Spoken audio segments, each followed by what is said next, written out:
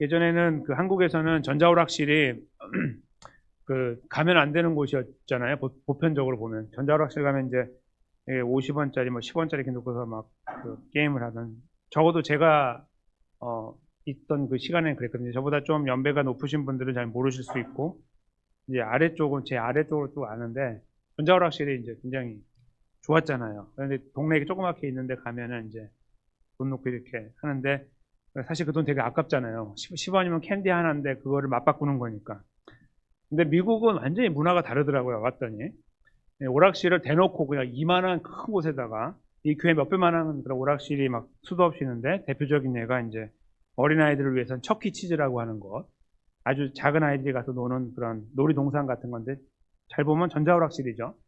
그리고 또 이제 조금 큰, 이제 한 중고등학생들부터 어른들까지 가는 데이브 앤 버스터스라고 하는, 다 딱 가서 보면 똑같은 거죠.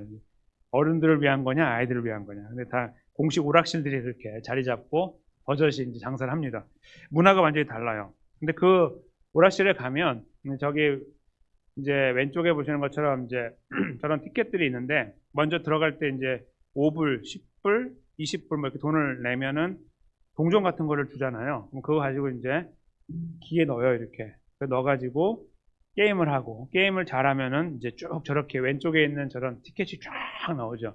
막 잘하면 한 20개, 막 50개 나오고, 못하면 1개 이렇게 나오는 거. 그걸 이렇게 모아가지고 다 모아다가 이제 20불을 다 쓰면은 나갈 때 카운터에 가서 그걸 딱 보여주죠, 이렇게. 그러면 그걸 이제 쫙 또 카운트를 하죠.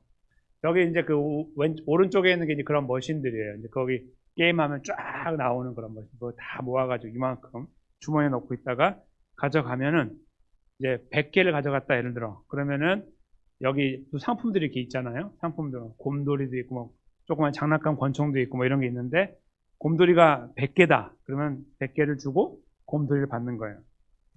그걸 영어로 리뎀션이라고 불러요. 리뎀션. 영어로 이제 리뎀션이라고 부르고, 저거를 리딤한다고 불러요. 이제 그 영어권은 그렇게 써요. 저희는 잘 안 쓰지만.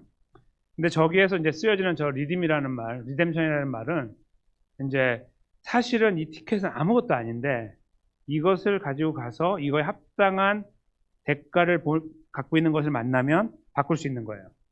그거는, 그러니까 이 티켓이 저 곰돌이하고 같은 대가를 갖고 있는 거죠. 가치를. 바꾸기 전까지는 모르지만 바꾸면 알게 되는 거예요. 그걸 이제 리뎀션이라고 부르거든요. 맞바꾼다 그런 의미의 이제 표현이에요. 리뎀션이라는 게. 근데 여러 가지 의미로 쓰여지긴 하지만, 이제 보편적으로 제가 한 가지 예를 들면 이제 가져온 건 그건데요. 오늘 본문을 보면요, 이자 이야기가 나오죠. 이자. 이자라는 말이 이제 그 한국말 이렇게 한자어로 쓰면은 대금이에요. 대금.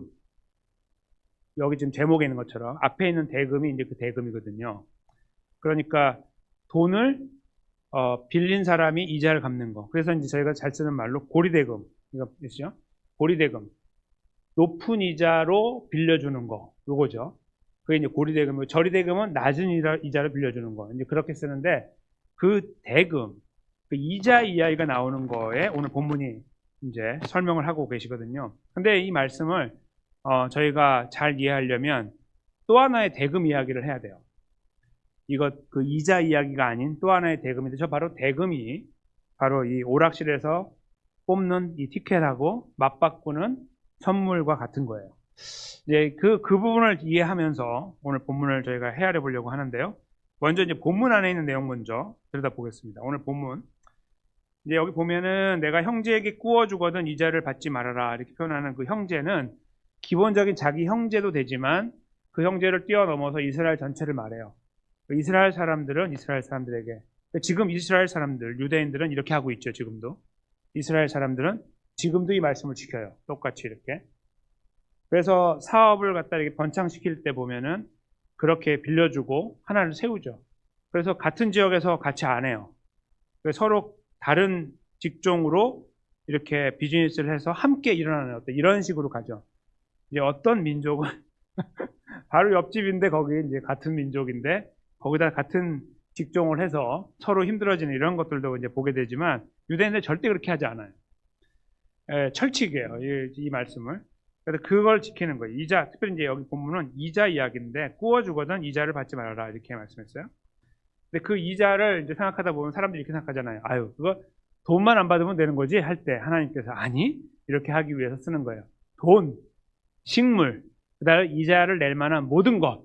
그러니까 한마디로 전체 어떠한 거든지 이자를 받지 말라 이런 거예요.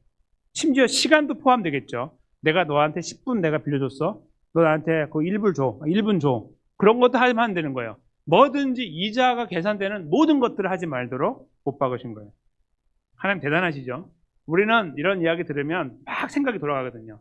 그냥 이자를 받지 마 그러면 막 하나님 이자 받지 말라고 그랬지 뭐 그게 돈의 문제지 무슨 먹는 거 문제야? 이렇게 분명히 말할 거니까 사람들은 그 딱 못을 받기를 돈하고 이자를 죄송합니다. 돈하고 먹는 거를 딱 명시하고 그 외 모든 것들을 포함한 거예요. 받지 말라고. 빠져나갈 구멍이 없게 이렇게 만들어 놓은 거죠. 근데 당시에 그 이자 이야기가 여기 나왔는데요. 빌리는 상황들이 보통 언제 발생하냐면, 가뭄이나 기근이 발생하거나 전쟁이 때 이제 발생하거든요. 보통 이제 가뭄이나 기근이 생기면 이제 먹는 문제가 생기잖아요. 오늘날처럼 풍성한 어떤 이 음식이 남아 돌잖아요. 지금 미국 전 세계에. 그래서 공급이 안 되는 것 뿐이지 생산하는 걸로 다 먹고 남는다 그러잖아요. 그러니까 그렇게 풍요로운 시간을 저희가 살지만 당시에 이제 3,500년 전은 안 그랬단 말이에요. 그러니까 그 고대 근동에 가면은 이제 어떤 일이 벌어지냐면 기근이 생기거나 가뭄이 나타나거나 혹 전쟁이 발생하면 가난한 사람들은 굶어 죽는 거예요. 칼에 맞아 죽는 것보다 굶어 죽는 일이 비일비재한 거죠. 그러나 부자들, 가진 자들은 넉넉히 버텨내는 거예요. 그러니까 이제 분명히 일어나는 일은 뭐냐면 가서 빌리는데 먹는 걸 빌리는 거예요. 돈이 아니라. 왜냐하면 돈은 지금 있어도 쓸 수가 없어요. 살 수가 없으니까. 뭐 이렇게 물건도 없으니까. 그러니까 가서 나에게 좀 밥을 주셔라고 하는 그런 상황으로 치닫게 되는 거예요. 그러니까 이 그림을 생각하면 어떤 생각이 되냐면 하나님의 저 말씀에는 의미가 굉장히 깊다는 거예요. 단순히 이게 약삭빠른 사람들의 생각을 이렇게 잠재우기 위한 것을 뛰어넘어서 실제적인 필요를 말씀하고 있는 거예요. 실제적인 필요는 먹고 사는 문제인 거예요. 이거 없으면 죽어요. 그래서 그냥 이자 문제가 아니라 먹고 사는 문제에 직면했을 때 사람들이 하게 되는 자연스러운 행동은 나 좀 도와줘 이렇게 되는 거죠. 근데 그것을 도와달라는 그 손길에게 이렇게 자비를 베풀지만 나중에 돌려줄 때는 더 많이 줘야 된다는 어떤 이런 식으로 계산하기 시작하면 사람이 굉장히 치졸해지는 거예요. 정말 치졸한 거죠. 그러니까 이 인격이 바닥을 치는 사람들인 거예요. 이렇게 보면은 거기에서 뭘 달라고 그래요. 그 사람 지금 뻔한 상황을 내가 알고 있는데, 그렇죠? 근데 사람은 그렇게 해요. 치졸하다고 뭐건 너는 그렇게 말해. 나는 알아서 할 테니까. 내가 치졸하건 말건 내가 알아서 할 거야 하면서 나는 치졸하게 돈을 버는 거예요. 그게 사람이거든요. 옛날이나 지금이나. 그러니까 이때에 저렇게 하고 있는 것을 하나님 다 알고 계시고 마음을 아시니까 적어도 사람을 살리기 위해서 식물의 이자를 말씀하고 있는 거예요. 돈 문제를 뛰어넘어서. 오늘 본문에 그 첫 번째 절에 나와 있는 식물을 언급하고 계시는 하나님 말씀의 그 의미가, 하나님의 의미가 뜻이 담겨 있는 거예요. 깊은 거예요. 머리 쓰는 사람들의 생각을 뛰어넘는 것뿐만 아니라 실제적인 먹고 사는 문제에 제발 그런데 그렇게 가혹하게 행하지 말아라. 이렇게 말씀하고 있는 것이 여기 그 19절의 말씀이라고 이해하게 되는 겁니다. 그러면서 다시 이것 한 번 더 반복하죠. 20절에 타국인에게 내가 구워주면 이자를 받아도 되는데 요거 잠깐 놔두고요. 다시 말씀해요. 똑같은 거죠. 내 형제에게 구워주거든 이자를 받지 말라. 다시 한번 말씀하는 거예요. 반복을 통해서 한번 말씀한 다음에 그 앞에는 뭐냐면 비교를 통해 말씀하는 거예요. 그러니까 다른 타국인에게는 그렇게 해도 받아도 돼. 그러나 형제에게는, 같은 민족에게는 구워주거든 이자를 받지 마라. 이렇게 정확하게 다시 한번 못 받고 계시는 거예요. 근데 여기서 표현하고 있는 타국인이 있잖아요. 이 타국인은 다른 나라 사람이라는 의미가 있잖아요. 근데 원래 이 단어는 어떤 의미냐면 다른 나라 사람이면서 동시에 상인들을 말해요. 상인들, 장사하는 분들. 그러니까 그분들은 보편적으로 물건을 교환하고 이제 거기에 화폐를 왔다 갔다 하면서 거기에서 이윤을 추구해야 되니까 이제 무슨 소위 요즘 말로 하면 마진을 남겨야 되잖아요. 마진을 통해서 이익을 얻는 방법도 있지만 오늘날의 이 대금업자들처럼 뭔가를 빌려주거나 할 때 거기에서 오는 이자를 받는 것으로 이 사업을 이렇게 일으켰단 말이에요.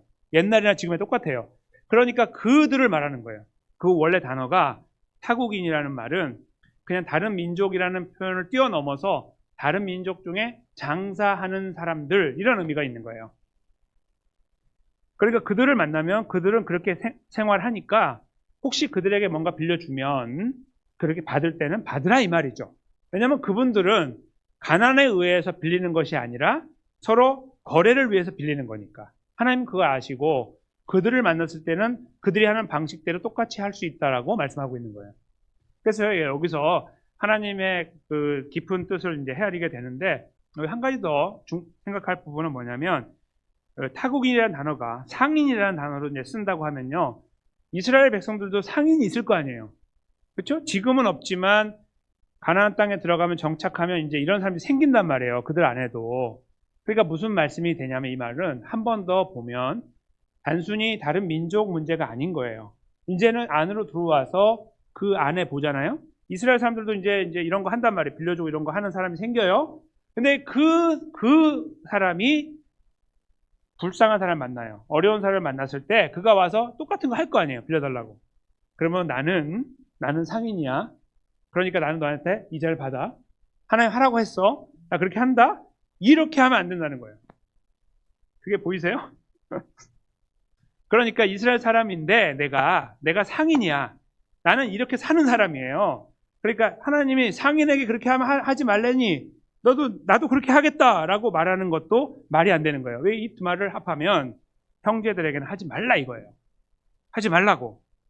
단순히 타국인이냐 자국인이냐가 문제가 아니라 그런 비슷한 직업을 가져가지고 내가 그 일을 하고 먹고 사는 사람이라고 해도 너한테 불쌍하게 와서 빌리는 사람이 생기면 나는 원래 상인입니다.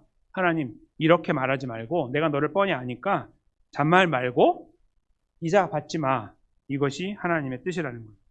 그걸 저희가 여기서 한꺼번에 읽어야 되는 거예요. 그랬을 때 저희가 이 말씀을 제대로 이해하는 거죠. 아, 절대로 하지 말라는 거구나. 조금이라도 하지 말라는 거구나. 분명하게 확인하게 되는 거예요. 근데 여기까지 말씀이 참 쉽지 않죠. 무겁죠. 그런데 하나님께 여기에 조건을 다세요. 그리하면 내 하나님 여호와께서 내가 들어가 차지할 땅에서 내 손으로 하는 범사에 복을 내리시리라. 여기에서 이제 마음이 동하는 거죠. 가만히 있어봐. 그래? 한번 해볼까? 이렇게 되는 마음이 생기게 하나님께서 조건을 달아주신 거예요. 참 인간이 얼마나 연약하면요. 하나님의 말씀을 이렇게 들여다볼 때마다 그런 걸 느껴요.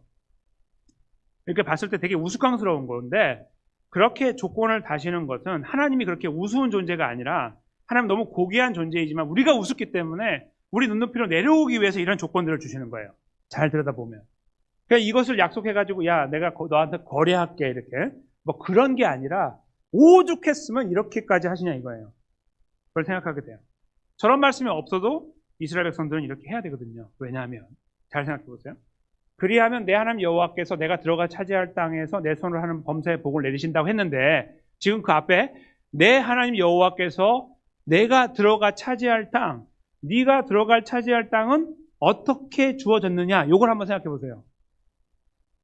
이 말씀은 단순한 미래에 대한 문제가 아니라 과거를 이렇게 함께 붙들고 있는 말씀이에요.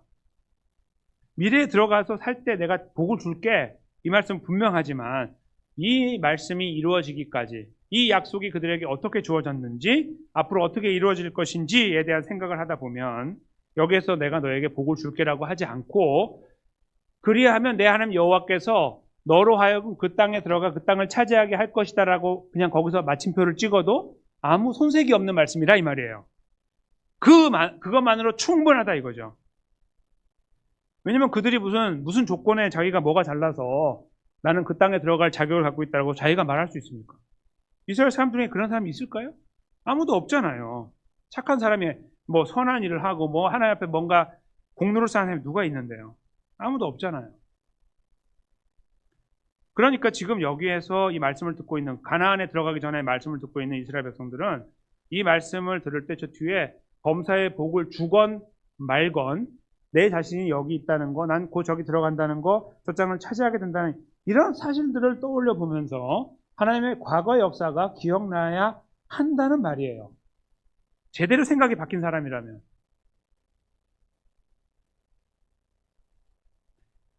그걸 저희가 여기서 먼저 헤아리게 됩니다.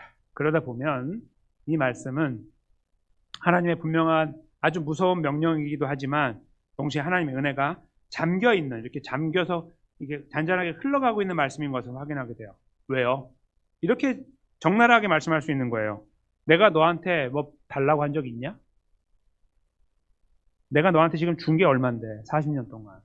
너를 내가 430년 만에 거기서 끄집어낸 게 얼만데, 네 인생과 네 가문과 너의 역사를 완전히 내가 송두리째 바꿔놨는데 내가 달라고 한 거 있어? 따지고 말씀하면 이렇게 말씀하는 거예요. 달라고 한 거 있냐고. 그 다음에 내가 40년 동안 내가 만나 주고, 내가 너희 달라는 고기 주고, 물 주고, 여기까지 왔고, 너희들 지금 옷 한 번도 갈아입지 않을 정도로 내가 너희를 지탱해 줬는데 달라는 거 있어? 이렇게 말씀하는 거예요. 다른 말로 바꾸면. 이걸 알아들어야 되는 거죠, 그들이. 그거와 더불어 저 땅에 들어가면 내가 너희가 하는 일마다 복 줄게. 이렇게 해. 알았지? 라고 말씀합니다. 그러니까 무슨 이자 받는 이런 이야기를 할 때에 그들이 떠올려야 되는 가장 근본적인 생각은 하나님께서 아무것도 받지 않고 여기까지 은혜를 베풀어 주셨다는 거예요. 이자 한 푼 받지 않고 너에게 은혜만을 내가 부어 주었다. 이것이 하나님의 마음이에요. 여기서 이스라엘이 헤아려야 되는 하나님 아버지의 존재인 거예요. 여호와 하나님, 그들이 볼 때 여호와 하나님이죠. 여호와 하나님을 바라볼 때 그들이 느끼고 확인하고 확신해야 되는 은혜라는 거예요. 그걸 여기 마지막 부분에서 그들이 감지를 해야 되는 거예요. 그걸 감지할 수 있을 때 다음 걸음 저렇게 해야 되는 것을 그들이 제대로 이해하고 받아들이게 돼요. 근데 그들은 그렇게 하지 못했습니다. 안타깝게도. 이렇게 못했어요. 그러니까 그렇게 곱씹고 곱씹지 못하고 표면적으로만 쭉 들은 거죠. 그러니까 복 받을 거 생각하고 가서 했다가 뭐 잘 안 되는 것 같으면 돌이키고 이런 거 계속 한 거예요. 자기가 원하는 어떤 타이밍하고 이런 거 안 맞으면 다 집어치우는 거예요. 하나님이 뭐고. 다 집어치우는 삶을 살다 보니 그리고 하나님을 떠나게 된 거죠. 그게 지금 그러니까 이런 말씀에 대한 깊이를 느끼지 못하고 가는 거예요. 이게 무슨 말인지 모르는 거죠. 하나님 차라리 이렇게 말씀하시면 돼요. 내가 너한테 지금까지 받은 거 있어? 이렇게 말씀해야 알아듣는 거예요. 못 알아듣는 거죠. 무슨 말인지. 그냥 하지 말라는 것만 들어보고 또 하지 말라네 이거. 이렇게 해가지고 어떻게 살아 우리가? 이런 생각들만 하게 되는 데 머물러 있는 거예요. 근데 그럼에도 불구하고 하나님은 이스라엘 백성들 버리지 않았어요. 끝까지. 계속 그 삶을 사는데도 버리지 않고 끝까지 오셨죠? 마침내 그 말씀이, 그 하나님의 신실하심이 예수님을 통해 이루어졌잖아요? 지금 여기서 표현하고 계시는 것은 대금. 대금은 이자 받는 대금을 말씀했잖아요. 그렇죠? 근데 하나님께서 또 다른 대금을 갖고 오신 거예요. 아까 그 오락실에서 나오는 그 티켓 같은 거. 바로 예수님의 십자가의 죽으심과 부활입니다. 그 역사를 그렇게 붙잡고 오신 예수님께서 결국 2000년 전에 예수님을 이 땅에 보내시고 그를 십자가에서 그냥 다 찢어버리시고 3일 만에 일으킴으로써 이룬 역사를 우리는 속량이라고 불러요. 그걸 저희가 다른 일반적인 단어로 쓰면 대금입니다. 대금. 저거는 갚는, 이렇게 지불해가지고 얻는 걸 말해요. 이렇게. 아까 그 오락실에서 하는 거 같은 거. 저걸 한자어로 쓰면 저 대금이에요. 대금을 치른다 그런 말 있잖아요. 그 대금. 그러니까 지금 하나님께서 대금 이야기를 하시거든요. 그 대금 그거 하지 마. 왜요?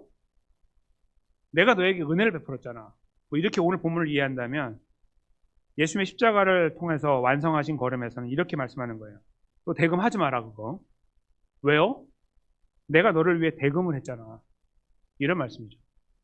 그 대금은 하나님, 성삼위 하나님께서 이루셨죠. 하나님의 계획과 실행. 거기에서 피동적으로 팍 틀어서 돌아가신 예수님. 그걸 끝까지 붙잡고 가신 성령 하나님. 그렇죠? 성삼위 하나님의 역사예요. 그 과정을 통해서 예수님은 속량의 역사를 완성했어요. 우리 몇 군데 말씀을 잠깐 들여다보겠습니다. 먼저 로마서 3장 24절인데요. 앞에 보시면 이렇게 기록되어 있습니다. 그리스도 예수 안에 있는 속량으로 말미암아 하나님의 은혜로 값없이 의롭다 하심을 얻은 자 되었느니라. 우리가 그런 자가 됐다는 거죠. 예수 안에 있는, 그리스도 예수 안에 있는 속량으로 말미암아. 리뎀션. 그거 오락실에서 바꾸는 거. 바꿈으로 말미암아. 대금으로 말미암아. 이런 말이죠. 대금으로 말미암아 우리는 의롭다 하심을 얻었다. 이것이 로마서 3장 24절의 말씀이고요. 갈라디아서 3장 13절 말씀. 동일한 것들을 기록하고 있는 말씀인데요. 이렇게 기록됩니다. 그리스도께서 우리를 위하여 저주를 받은 바 되사 율법의 저주에서 우리를 속량하셨다. 우리의 대금을 치러주셨다. 그런 말입니다. 기록된 바 나무에 달린 자마다 저주 아래 있는 자라 하였습니다. 저주를 받기 위해서 나무에 달리신 거예요. 우리의 저주를 받았음을 눈으로 보이기 위해서 굳이 십자가에 돌아가신 거예요. 그냥 돌에 맞아 죽을 수도 있고 칼에 찔려 죽을 수도 있죠. 근데 그렇게 안 한 거예요. 하나님이 이렇게 안 하신 거예요. 이렇게 해야만 우리가 알아들으니까. 그래서 반드시 나무에 돌아가셔야 되기 때문에 십자가에 돌아가신 거예요. 이것을 확증하기 위해서. 근데 그 결과가 바로 속량입니다.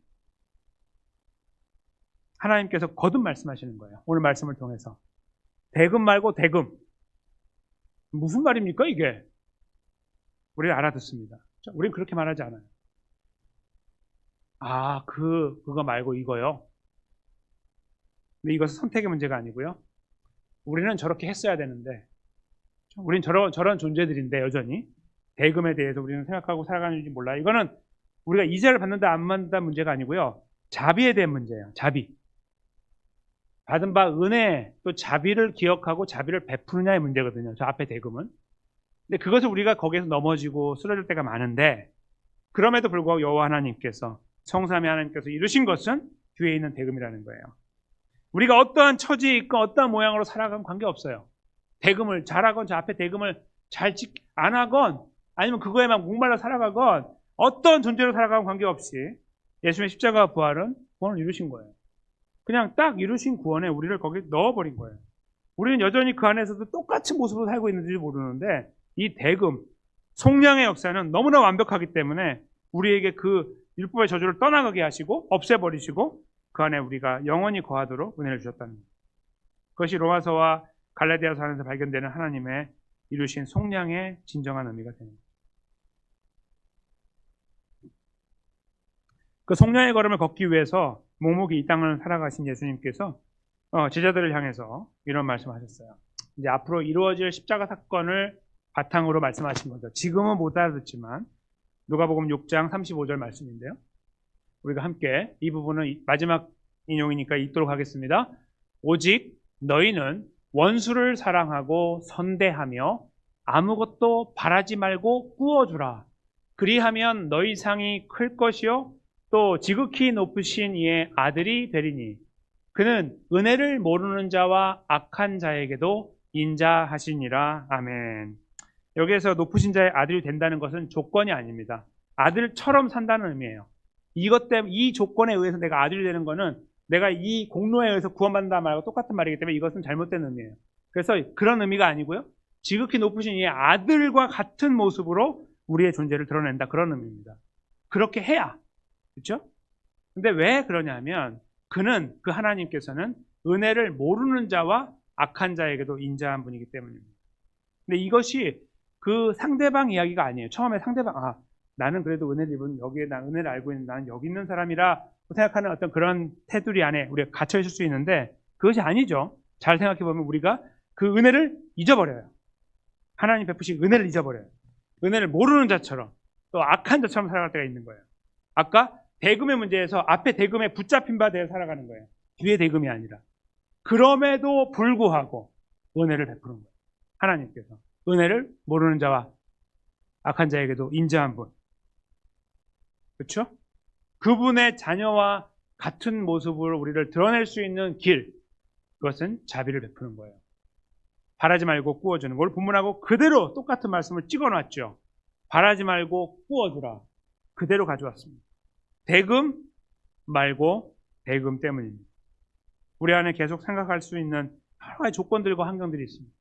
그래도 내가 이렇게 했으면 이렇게 받아야 되고 내가 이렇게 했으면 누군가 나를 그렇게 해줘야 되고 뭔가 나를 인정해줘야 되고 이런 것들 우리가 생각을 가지고 살아갈 때가 너무나 많지 않습니까? 단순히 돈에 이자를 받느냐 안 받느냐 이런 문제가 아닌 거예요.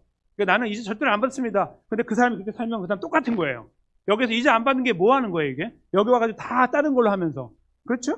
그래서 이 말씀을 우리가 돈의 문제로 생각하는 게 아니에요. 오늘 본문에 그랬잖아요. 돈, 먹는 거, 그 다음에 뭐예요? 모든 이자의 문제니까.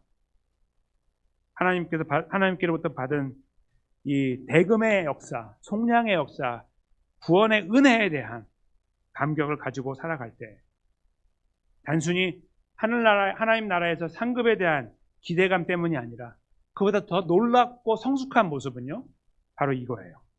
아, 저는 하나님의 나라의 상급 때문에. 맞죠? 그럼 우리가 정말 중요한 거예요. 그런데요, 그 은혜를 계속 곱씹고 은혜 안에 거하는 사람은요, 이것 때문에 안 해요. 이건 준비되는데, 분명히 준비되는데, 이게 아닌 거예요. 은혜인 거예요.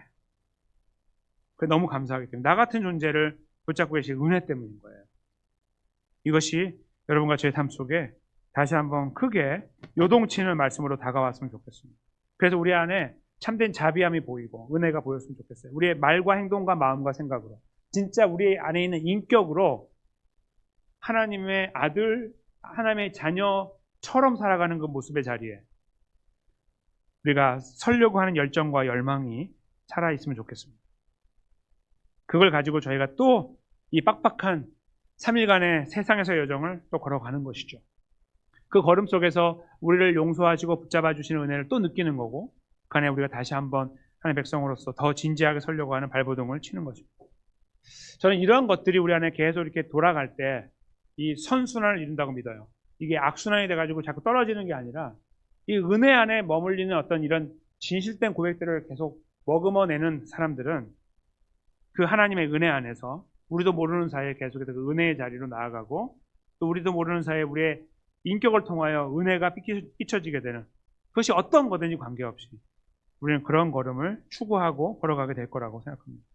여러분과 저에게 있는 의지는 너무 약하고 부족해서 그런 의지로 우리는 이것을 감당해낼 수 없습니다. 이 말씀의 끝자락에서 우리가 다시 돌아봐야 되는 것은 예수님입니다. 이렇게 말씀하시고 저렇게 하라고 말씀하시고 이 일을 완성하신 예수님이죠. 그렇죠? 아무것도 바라지 말고 빌려라, 부어주라. 아무것도 바라지 말고 십자가를 지셨고, 그리고 그 이후에도 여전히 우리를 용납해 주십니다. 예수님의 걸음을 저희가 여기서 발견하게 됩니다. 그렇게 가셨지, 예수님께서 나를 위해서. 우리가 이것을 여기서 확인할 수 있을 때, 우리가 걸어가야 되는 걸음도 여전히 예수님께 맡기지 않으면 불가능하다는 것을 확인하게 되는 것이죠. 다시 기도해야 되는 이유입니다. 다시 십자가 앞에 엎드려야 되는 이유가 되는 것이죠.